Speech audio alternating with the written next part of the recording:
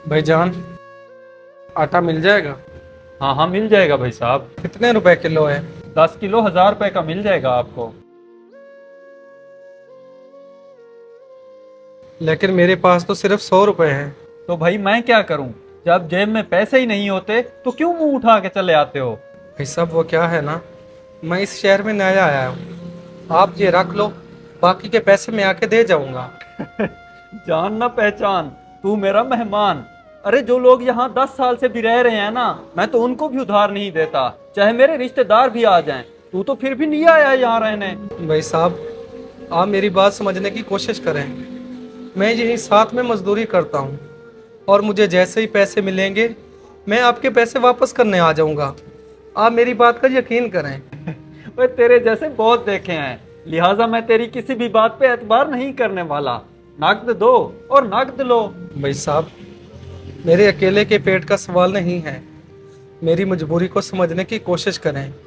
मेरे घर में छोटे छोटे बच्चे हैं और वो भूखे बैठे हैं। देखो भाई, उधार लेने वाला एक बार अपनी मजबूरी बताकर उधार ले लेता है, और उधार वापस लेने वाला जब उसे अपनी मजबूरी बताता है तो उसको उसकी मजबूरी नजर ही नहीं आती। और उधार लेने वाले को एक बार हाथ फैलाना पड़ते हैं, और उधार वापस लेने वाले को बार बार भिखारियों की तरह हाथ फैलाने पड़ते हैं। ओ भाई, मुझे ऐसा भिखारी नहीं बनना। ठीक है भाई साहब, आपकी मर्जी।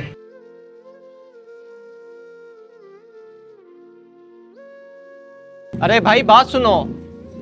आपको आटा चाहिए था ना? जी भाई, मुझे आटा तो चाहिए, लेकिन मेरे पास पैसे नहीं हैं। अरे भाई हम इसके पैसे नहीं ले रहे, फ्री में दे रहे हैं। अरे नहीं भाई साहब, आप गलत समझ रहे हैं। मैं भिखारी नहीं हूँ। अरे नहीं नहीं भाई, मुझे पता है आप भिखारी नहीं हो। जब मार्केट में कोई नई चीज आती है तो वो अपनी प्रमोशन के लिए फ्री में चीजें देती है, तो इसीलिए हम ये आटा फ्री में दे रहे हैं। आप ये रख लें। अच्छा, फ्री में?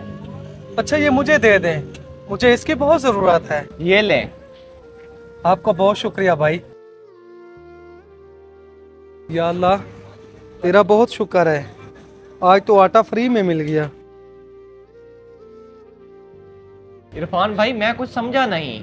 एक तो आप उसे उधार नहीं दे रहे थे, और दूसरी तरफ आपने उसे 5 किलो आटा फ्री में दे दिया। देखो भाई, मेरी दुकानदारी का यही असूल है, मैं किसी को उधार नहीं देता। अगर उधार नहीं देना था तो उसकी मदद यहीं पे कर देते।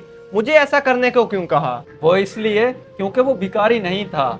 अगर वो भिखारी होता तो मुझसे भीख मांगता, लेकिन उसने मुझसे उधार मांगा। और तेरे हाथ से आटा दिलवाने का मतलब ये था कि मेरी दुकानदारी का असूल भी नहीं टूटेगा और उसकी मदद